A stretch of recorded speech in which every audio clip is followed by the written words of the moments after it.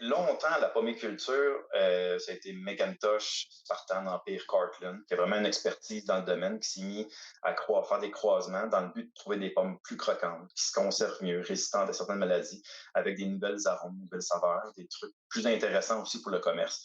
Pas nécessairement rester dans nos vieilles habitudes de croquer dans une McIntosh, puis même le mot croquer dans une McIntosh, on dirait que ça va pas dans la même phrase, là. C'est d'offrir des nouvelles saveurs aux clients. Les gens veulent goûter, les gens ont voyagé, ont goûté à plein de trucs dans le monde entier, mais là, ils veulent goûter, OK, c'est correct, McIntosh, Cortland, Spartan, Empire, mais ils veulent goûter à des nouvelles choses.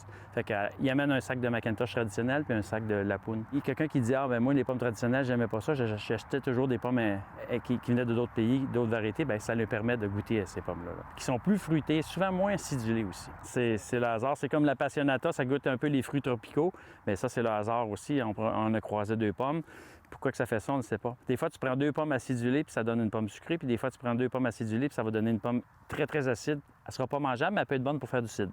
Oui, c'est une bonne cueillette, on est vraiment content. Malgré le gel du printemps, on s'est protégé avec les feux et on va avoir beaucoup de pommes. Et c'est le temps de venir cueillir. Il y en a abondamment. Il y en a des millions. Si la pomme, c'était McIntosh, les 10 pépins que vous allez planter, je vous confirme que ce ne sera pas McIntosh. Ça va être la même famille, ça va être apparenté. On trouve une variété mère qui va être la variété avec la fleur. Ensuite, on va prendre du pollen d'une autre variété qu'on trouve intéressante pour X, Y raison. On parle en moyenne, avant d'arriver avec une nouvelle variété et de la présenter, il peut y avoir un 20 à 25 ans de travail en arrière. Bien, c'est sûr qu'il y en a sûrement une demande, mais ça dépend du propriétaire si ça y tente d'investir là-dessus. Là, il faut commencer quand même avec des jeunes arbres. Ça prend quand même plusieurs années avant d'avoir des récoltes abondantes, on va dire. On a la Honey Crips, qui est quand même pas une vieille pomme. C'est quand même des nouveautés. À présent, ça va quand même bien. On a quand même plusieurs pommes, puis on était chanceux. Nous autres, on n'a pas été grêlés. L'opinion des consommateurs, on se fait beaucoup parler de Honey Crisp, plus que McIntosh maintenant. Donc, il y a vraiment un souci de se coller un peu sur la demande des gens. Puis ce qu'ils aiment, dans le fond, si on continue de leur offrir des trucs qui passent de mode un peu, bien, il y a la région de Washington qui est tout près, qui en produit abondamment, Nouvelle-Écosse, Ontario aussi, c'est tout un virage de l'industrie pomicole qui va vers les nouvelles variétés. Qu'est-ce qui fait que nous, on réussit à la vieille ferme? On a le 3 soleils.